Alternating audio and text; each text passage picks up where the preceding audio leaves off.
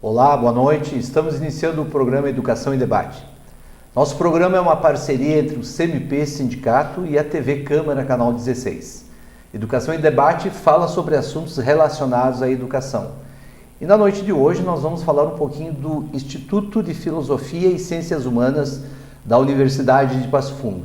E para falar um pouquinho sobre este curso oferecido aqui na nossa universidade, nós trouxemos dois convidados muito especiais.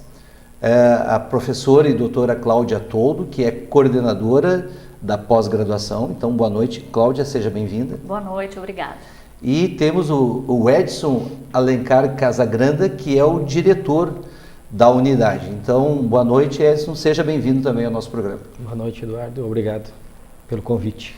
Edson, vou começar contigo, assim, um pouquinho da história do IFCH, carinhosamente chamado, né, de IFCH. Conta um pouquinho desses 60 anos, né, que está agora completando nesse ano 2017. Perfeito. Em 2017, o IFCH, como todos nós carinhosamente chamamos lá na universidade, que é o Instituto de Filosofia e Ciências Humanas, nasceu em 1957, a primeira turma envolvendo os três cursos primeiros, o curso de Pedagogia, de Letras e de Filosofia. As primeiras turmas desses cursos iniciaram então em março de 1957. Todas as tratativas para a fundação da antiga Faculdade de Filosofia, então o nome IFCH ele só acrescido, né, às nomenclaturas da instituição em 1971 com a reforma universitária. Até final dos anos 70, aliás até final de 1970, em vez de IFCH, nós tínhamos Faculdade de Filosofia. Né? E a partir dali, então, se agregaram outros cursos, né? Além dos três primeiros cursos, que eram aqueles que eu nomeei recentemente, Filosofia, Letras e Pedagogia. Tá, e quem veio depois, então? Quem vieram depois, em 1970, já o curso de História, em 78, o curso de Psicologia e, mais recentemente, em 1995, o curso de Secretariado Executivo. Então, hoje o IFCH ele é constituído por esses 5 cursos de graduação, não é? Repetindo apenas Letras, Filosofia, Psicologia, História e Secretariado Executivo.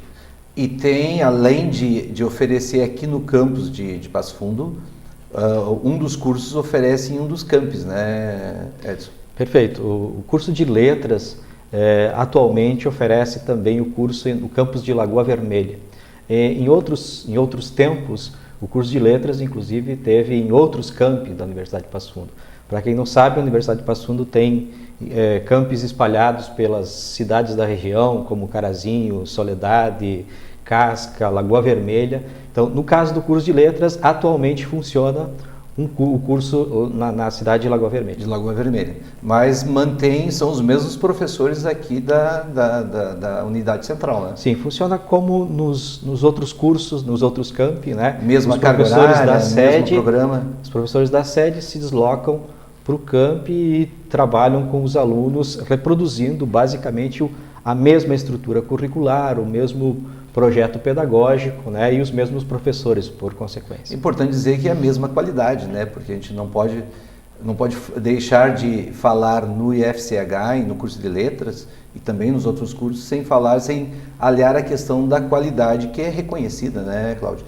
Cláudia, me fala um pouquinho sobre os cursos de pós-graduação. Tu é a coordenadora da pós-graduação. Eu gostaria que tu me falasse um pouquinho desse programa que depois a gente vai falar um pouco. Agora há pouco recebeu uma nota melhor ainda do que já tinha em relação à CAPES, mas isso é um assunto para depois. Retoma um pouquinho a questão da pós-graduação.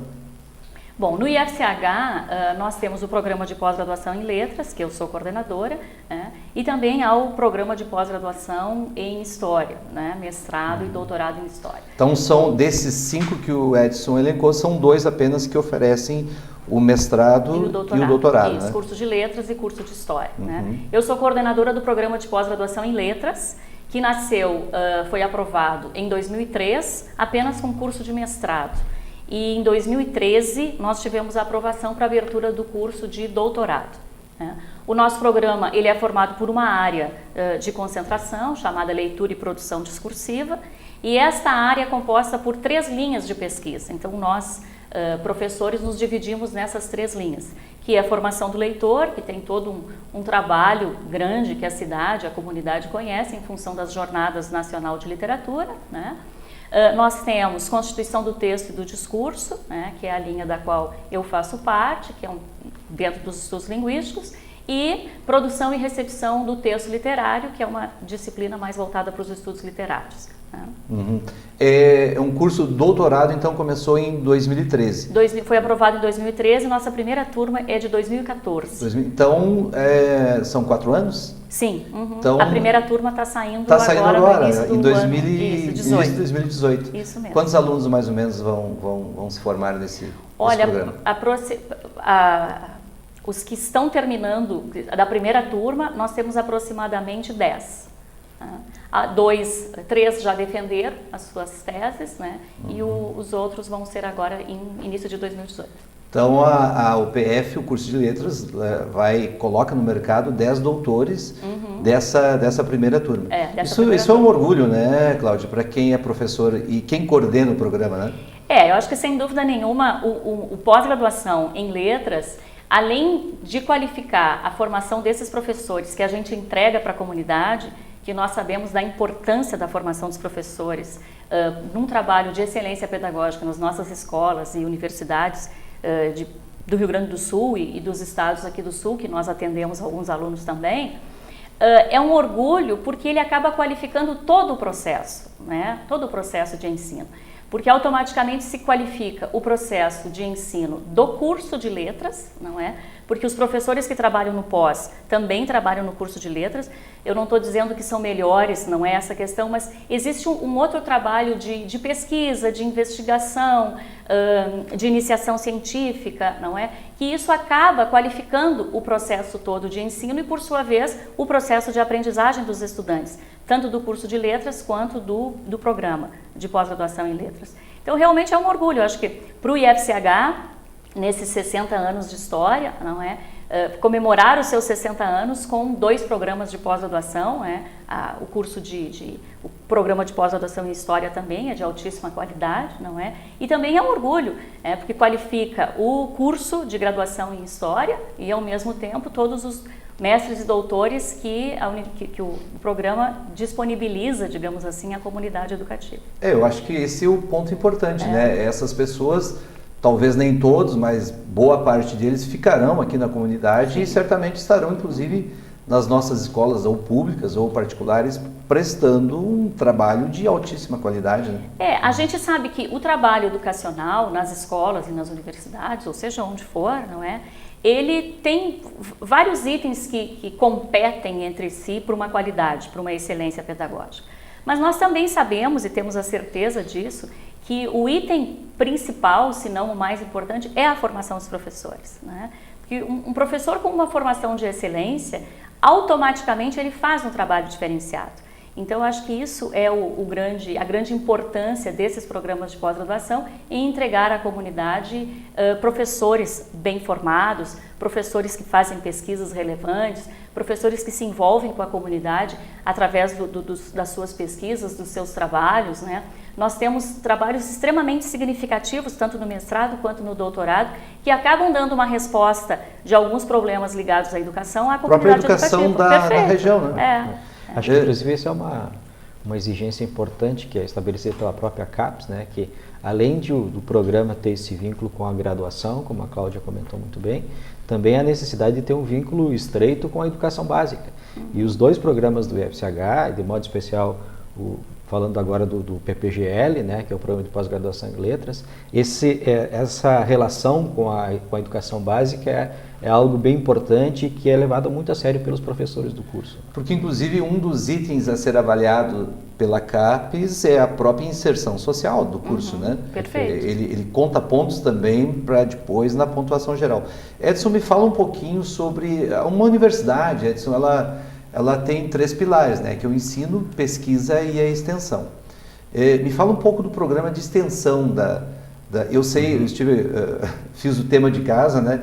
Dei uma lida sobre o que o IFCH oferece e me parece que tem um belo trabalho na parte de extensão também, né? Sim, sim.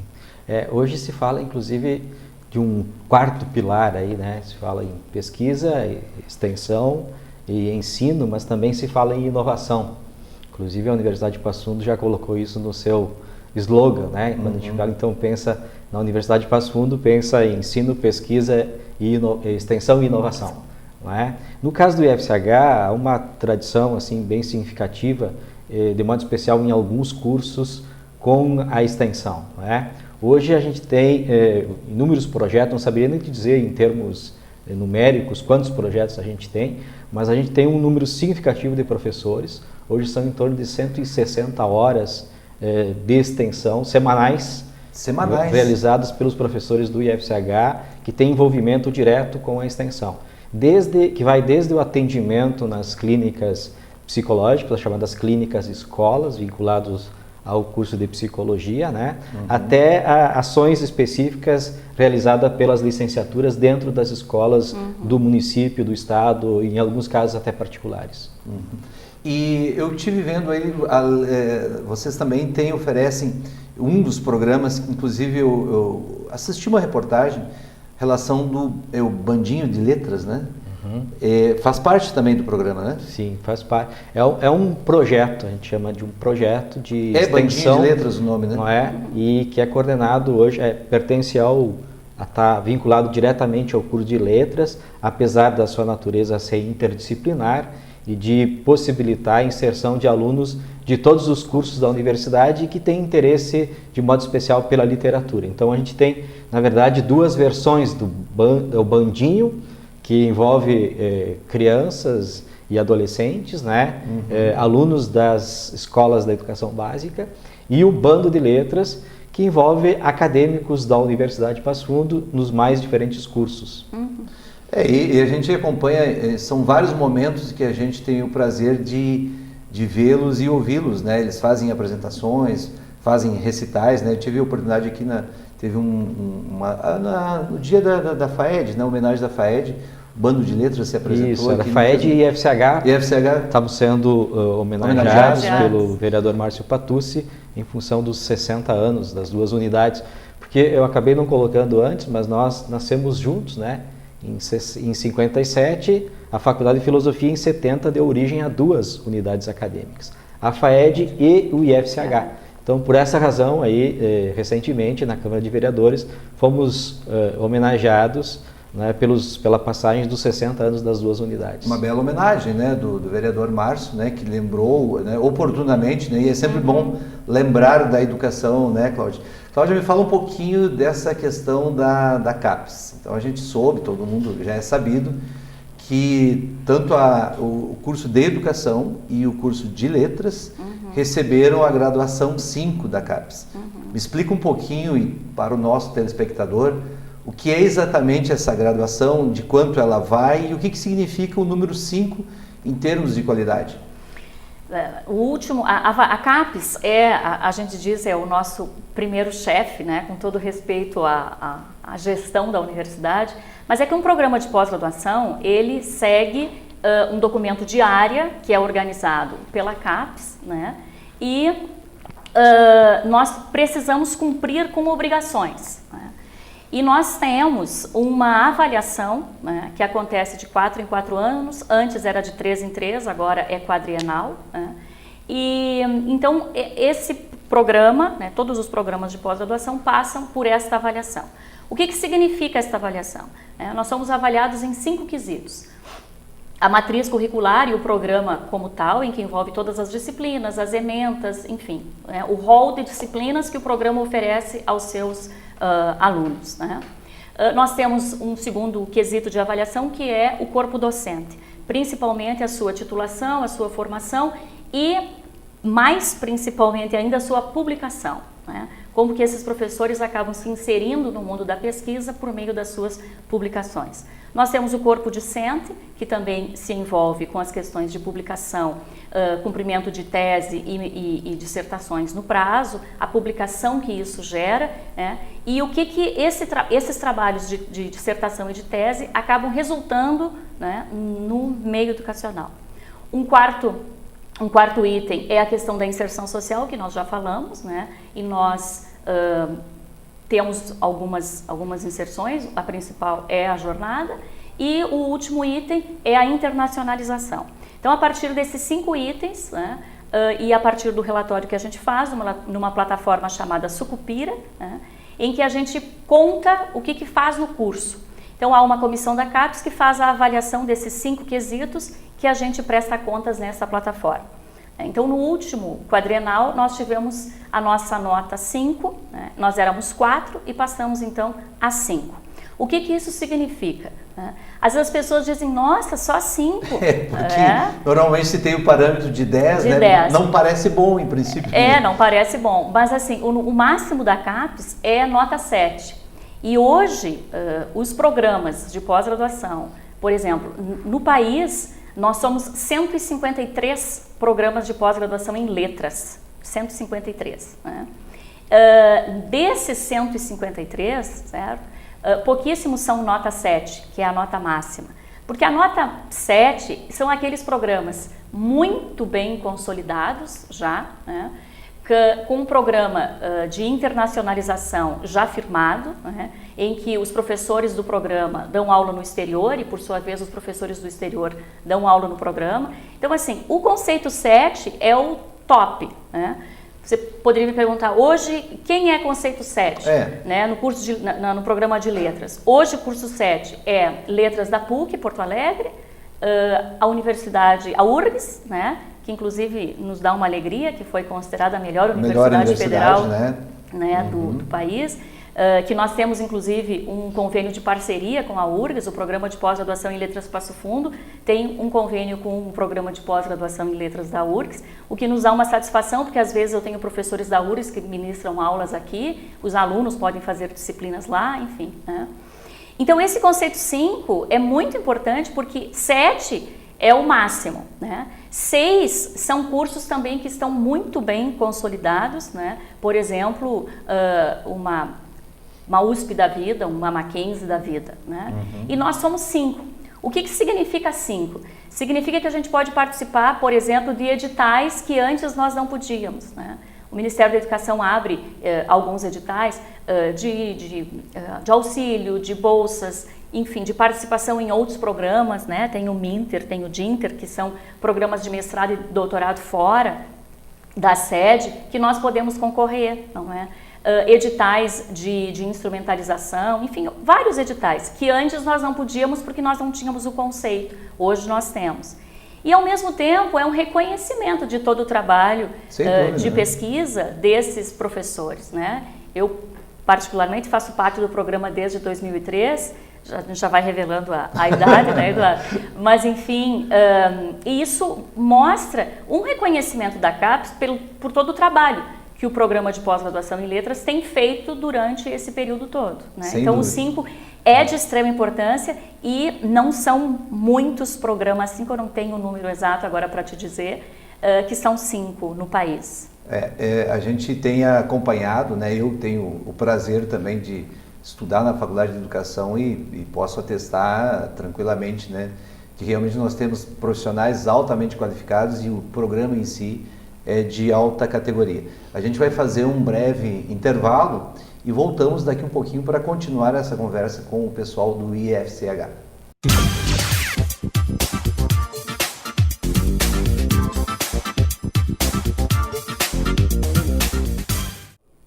Olá, estamos de volta com o programa Educação em Debate e na noite de hoje nós estamos falando sobre o Instituto de Filosofia e Ciências Humanas da Universidade de Passo Fundo.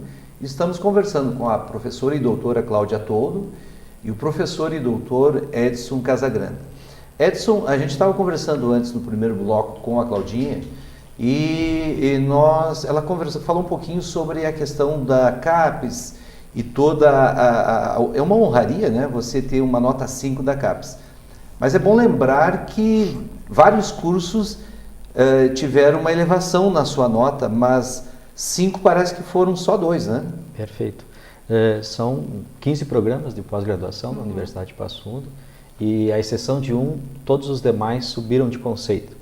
E, para nossa felicidade, 2 desses 15 tiveram conceito 5, sendo o PPGL e o PPG-Edu. Apenas 2 programas, então, da Universidade de Passo Fundo, apesar da avaliação super positiva dos programas de pós-graduação da nossa universidade, 2 foram reconhecidos, né, com o conceito 5. O PPGL é a letras e o PPG-Edu é a educação, né? É o programa de pós-graduação em educação.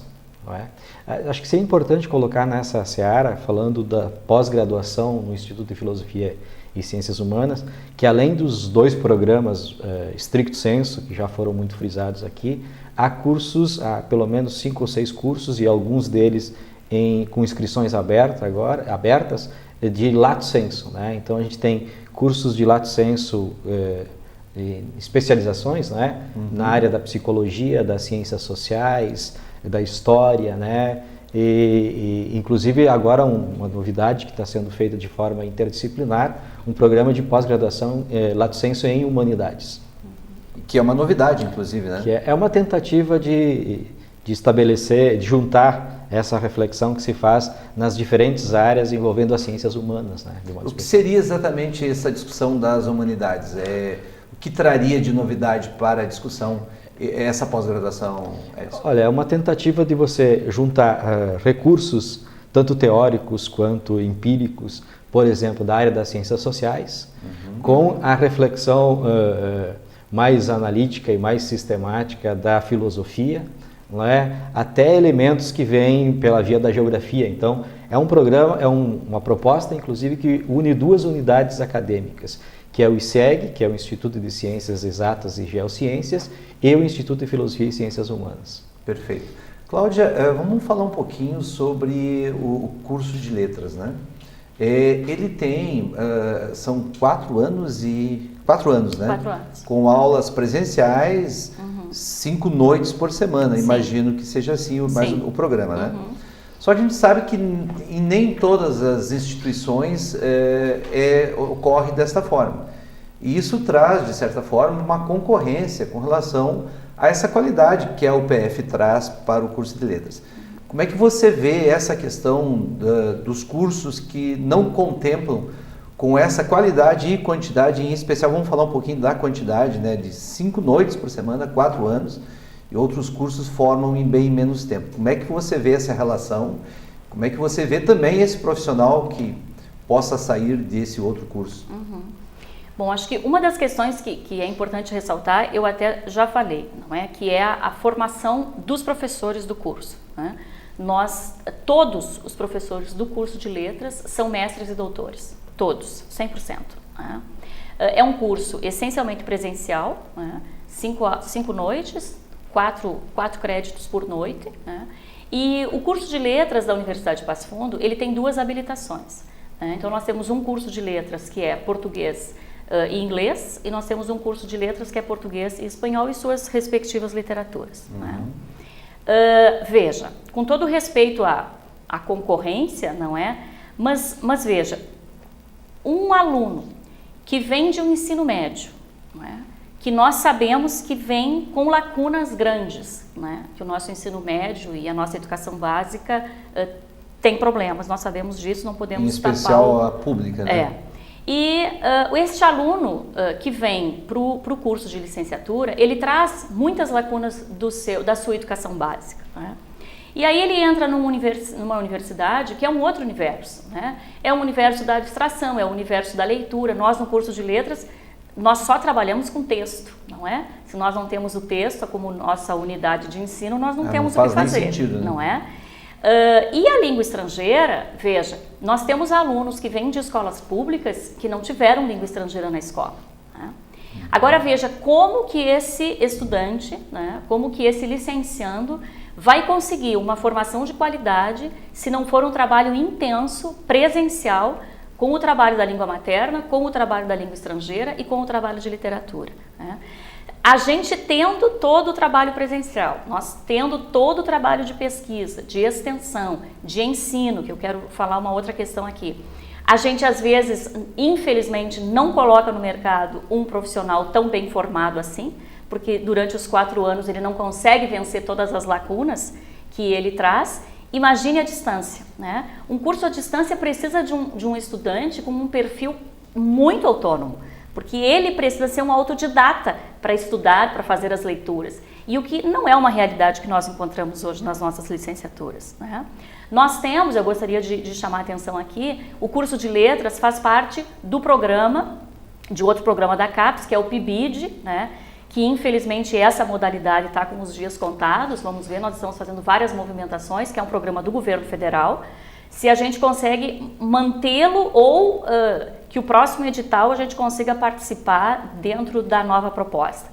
O que é o PIBID? Exato. O PIBID é a inserção dos alunos de graduação nas escolas. Uhum. É um programa que dá bolsa de estudo para esses alunos, mas principalmente é um programa que trabalha com a docência. É a iniciação à docência, Isso, né? então a gente já trabalha com esses estudantes da graduação lá na escola, em que eles fazem uma simulação do seu trabalho enquanto professor, enquanto alunos. O que é ótimo, porque a gente pode trabalhar com a formação continuada dos professores da escola, né, e com a formação inicial dos nossos estudantes. Então nós juntamos e formamos um ciclo, né? Os professores do curso auxiliando os estudantes do curso a fazer a docência lá na escola, que por sua vez ajudamos na formação continuada lá da escola, né? Então o PIBID hoje reúne várias licenciaturas da universidade, nós temos aí 300 e poucos estudantes, o que é um programa belíssimo. Uhum. Só que tem um problema, né? Ele está sob ameaça de extinção. Infelizmente, sim.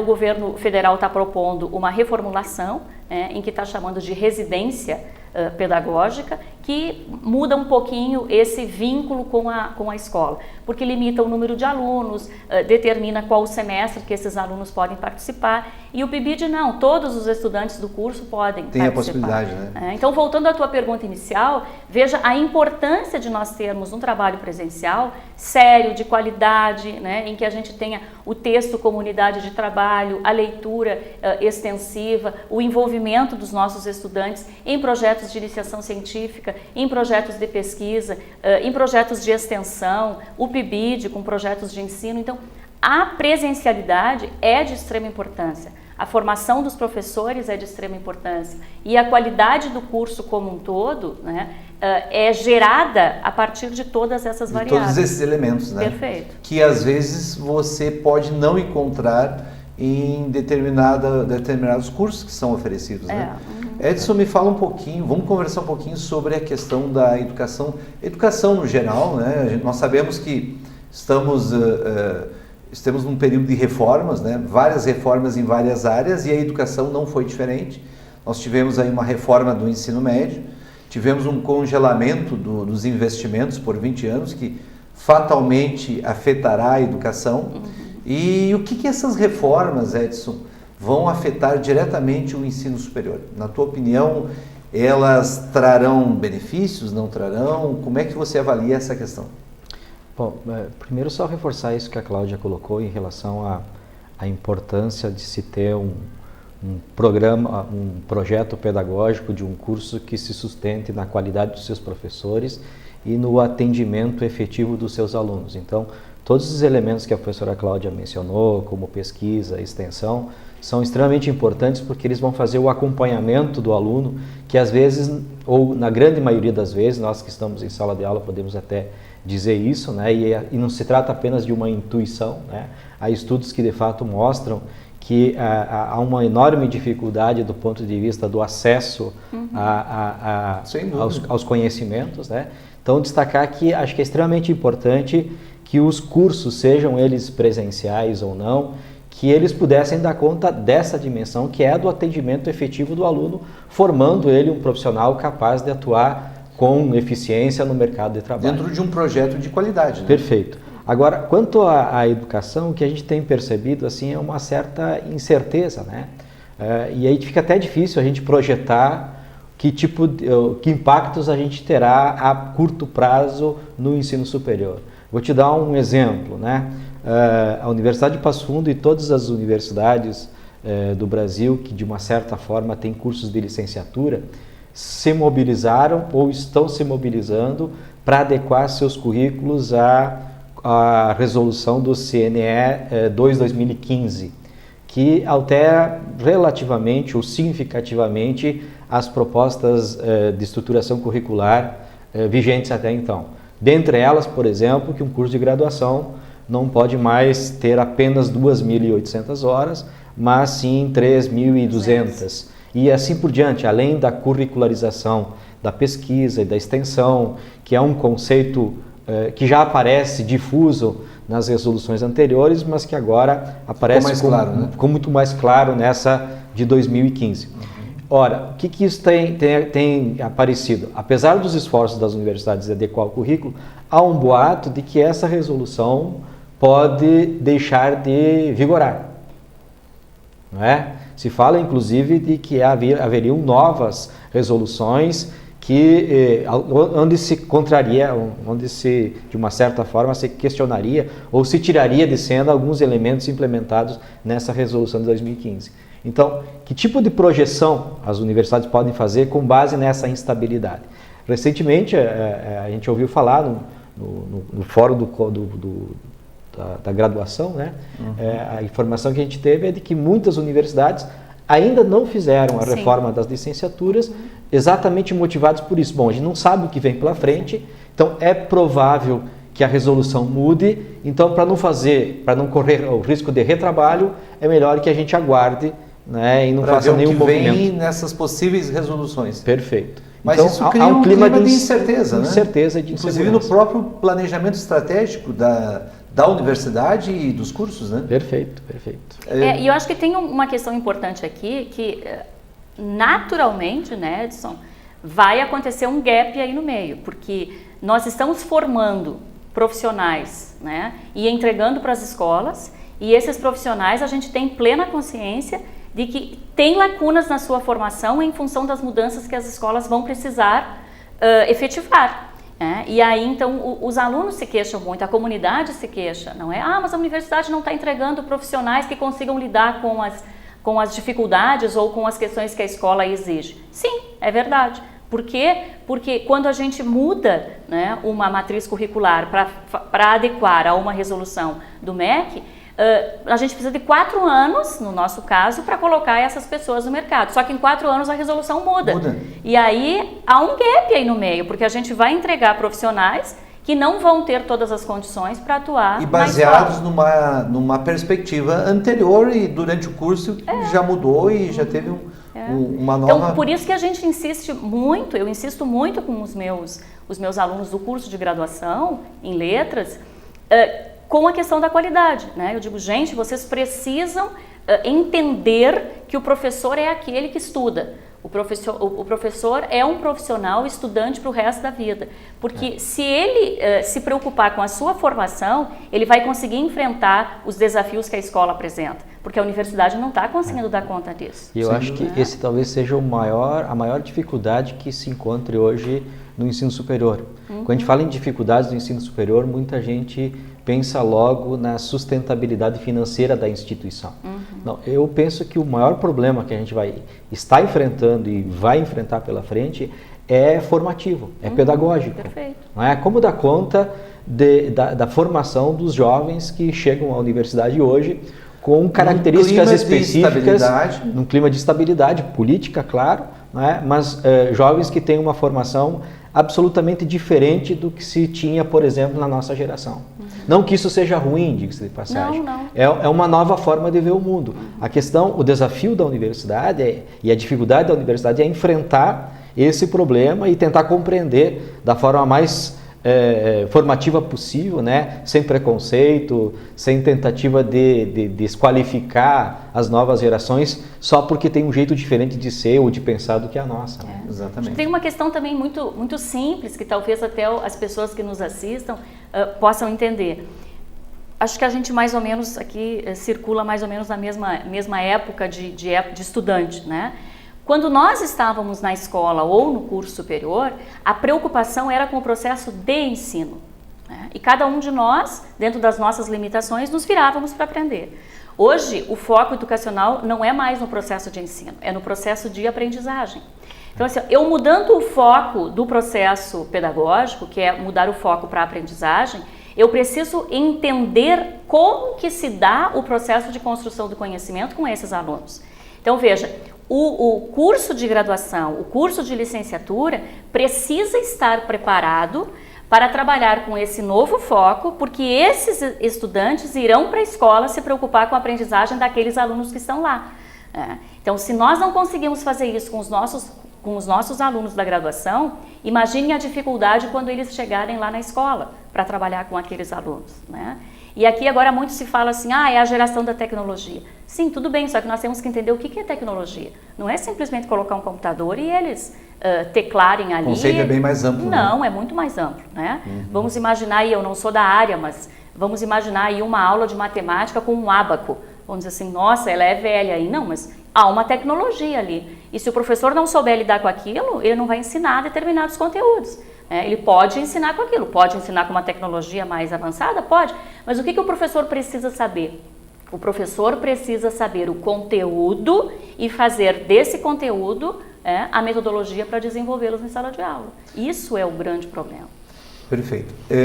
Infelizmente, nosso programa está acabando. Foi maravilhoso esse bate-papo que nós tivemos aqui. Então, eu quero agradecer, Cláudia, o teu carinho, ter atendido o nosso convite. Prazer. Professora, doutora Cláudia Toldo, obrigado pela tua participação. Professor e doutor Edson Casagrana, mais uma vez, meu colega e meu professor na FAED, agradeço muito o teu carinho, a tua atenção. E nós agradecemos o seu carinho e agradecemos a sua atenção e convidamos a todos para que fiquem aqui conosco na TV Câmara, canal 16, porque daqui um pouquinho nós temos mais atrações de qualidade. Uma boa noite e uma boa semana a todos.